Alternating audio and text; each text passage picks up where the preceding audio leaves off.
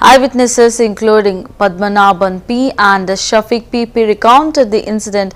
Padmanabhan described seeing a young boy being struck by the bus before it overturned. He and others were on the bus when it suddenly severed, with the children falling off the bus as it crashed. The driver was allegedly speeding and the crash caused significant damage with the bus rolling over. Shafiq PP, a CCTV owner, mentioned the bus driver's speeding behavior and the chaotic scene that followed. The injured children were quickly transported to the hospital, and while the incident was distressing, local residents came to the aid of the children, helping them get to safety.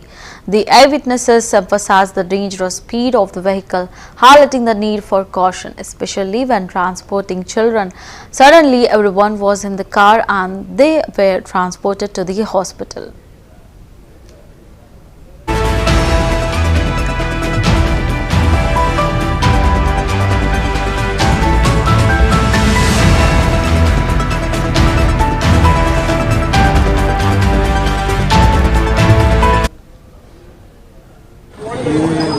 എന്തായിരുന്നു കണ്ടതൊക്കെ നമ്മളെ കണ്ടെന്ന സമയം 4 മണി എൻ്റെ കടിയായിരുന്നു. അപ്പോൾ ഞാൻ ഈ കടലിൽ bus വന്നത് ഇങ്ങനെയാണ്. ഒരൊച്ച വെച്ച് നോക്കുമ്പോൾ ബസ് മാറ്റി പോകുന്നുണ്ട്.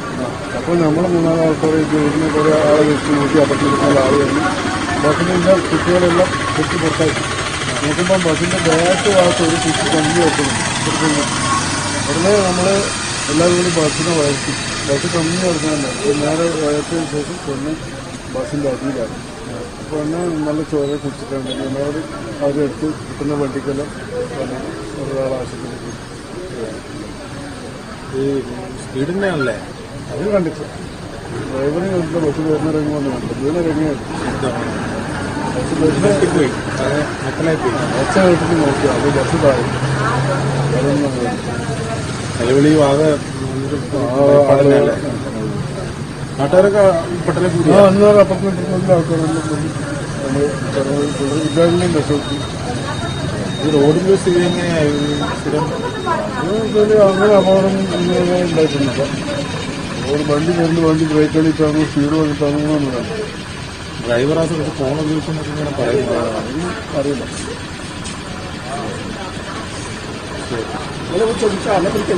നിങ്ങൾ ആ സമയത്ത് ഇത് കണ്ടപ്പോൾ എന്താണ് തോന്നിയത്?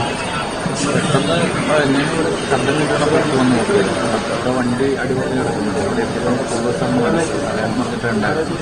അപ്പം പോയപ്പോൾ മുന്നിലത്തെ ഗ്ലാസ് കൂട്ടിയിട്ടാണ്. അതിനകത്തുകൂടെയാണ് നമ്മൾ ഓരോ കുട്ടികളും പുറത്തേക്ക് കൊണ്ടുപോകുന്നത്. അപ്പോൾ ഈ കുട്ടിയെ നമ്മൾ കണ്ടിട്ട് മരിച്ച കുട്ടി പുറത്താണ് വണ്ടിയുടെ പുറത്ത് അടിയിലായിട്ടുണ്ടായിരുന്നു.